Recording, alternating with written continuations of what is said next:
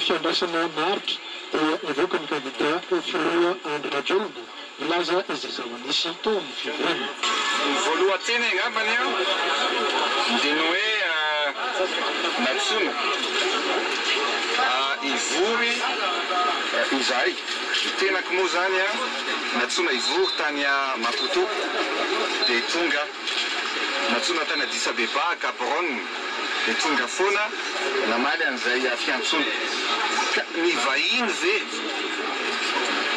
manasa antsika hoe hamany olany malagasy dia tonga ianao fa ny malagasy samy malagasy tompony andraikitra ny FFM napetraky ny feuille de route ny mpitandro ny filaminana izay nanasa dia tonga manome voninahitra sy aja an'izany fivoriana natao teto a Madagasikara, teto Anosy, teto amin'ny Carleton, teto zany androany.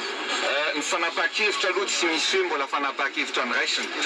Ny zavatra mitranga sy nisy dia nampiseho hoe inona ny zava-misy eto amin'ny firenena. Ny zavatra nafinaritra dia ny hoe mila tandrovana toy ny anakandriamaso ny fandriampahalemana mba tsy isian'ny olana sy savorovoro na ny fifandonana milohan'ny fifidianana ao anatin'ny fifidianana fa indrindra rehefa vita ny fifidianana. Faharoa dia matsiaro tena voatorotoro loatra ny malagasy ary fotoanan'ny ampisehoana ny ampim-pirenena izao amin'ny hoe ny malagasy manoloana n'izay zavatra efa naseho dia tokony maka ny fanapahan-kevitra amin'ny samy malagasy atsika. Tsy nisy famotsikera kosa ny samy candidat ny amin'ny fanapahan-kevitra ny CS ho ny candidat filoha Rajoelina fa ny fianakaviana iraisam-pirenena indray no toa mametraka olana amin'izany.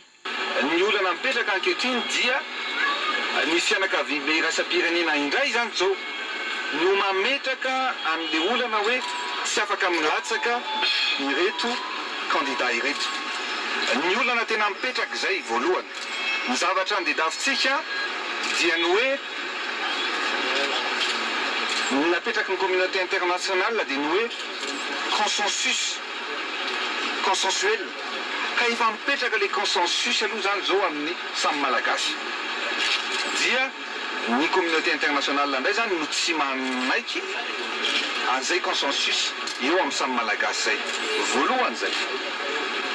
Ny faharoa dia tamin'ny session nataon'ny CPS tamin'ny 368e session dia nilaza mazava tsara ny CPS anananareo mpanao gazety zay no hoe tokony tsy aneo faneho-kevitra ny institution eto amin'ny République Madagasikara mikasika an'ireo candidature any olona rehetra izay nametraka candidat satria fifidianana malalaka, fifidianana andraisan'ny rehetra anjara izay no tokony ho tanterahana amin'ny famahana ny olana eto a Madagasikara.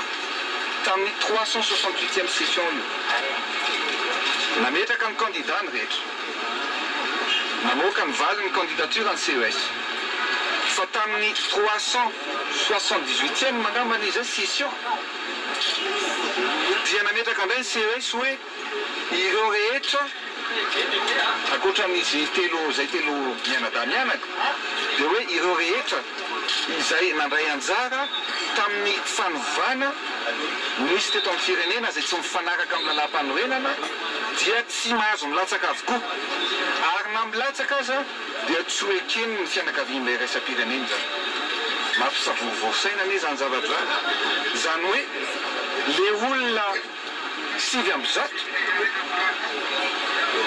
zay ny condamnen'ny CPS zany misy candidat folo le 5% zany dia tsy afaka milatsaka avokoa. Ny fanontaniana mipetraka dia hoe andamin-javatra ve zany sa anakotan-javatra. Nitondrany heviny ihany koa izy momba ny fiazonana na tsy ny datim-pafidianana amin'ny faefatra amby-roapolo ny volana Jolay. Raha ny fahitana anazy zao dia fanontaniana ihany koa mapetraka aminareo mpanao gazety rehefa milaza ny fianakaviam-be iraisam-pirenena hoe antony aloha ny famatsim-bola mitsarakarana ny fividianana eto a Madagasikara. Dia tsika ihany no mamaly zany ny resaka natao tao ho voatana ihany ve ny datiny io, tsy zany afaka maly an'izay. Antanitsika ny senita, antanitsika ny Nations Unies, antanitsika ny mpamatsy vola hatramin'ny roviana no miantona. Roviana zany vao iverina ny famatsim-bola. Raha ohatra ka ny fitondram-panjakana malagasy indray zany no hiantoka tanteraka ny vola anaovana ny fividianana, dia tokony misy aménagement budgétaire ao zany. Hoe zao indray zany ny vola ilainy, roviana zay ny vita. Dia mipetraka ny fanontaniana hoe manoloana an'izany zavatra rehetrarehetra zany ho voatasina ve ny fividianana ho atao eto amin'ny firenena sa tsy. Raha ohatra ka afaka miteny tsika rehetra hoe ho atao amin'ny 24 ny fividianana 24 juillet dia anaja amin'ny le hoe 90 andro tokony elana ny tenako. Zay 90 andro milohan'ny fividianana, zay ny fe-potoana ametrahana ny fametraha-pelana. Tsy maintsy akiteny io zany, tsy maintsy manoratra any amin'ny cour constitutionnelle hoe ino ny démission.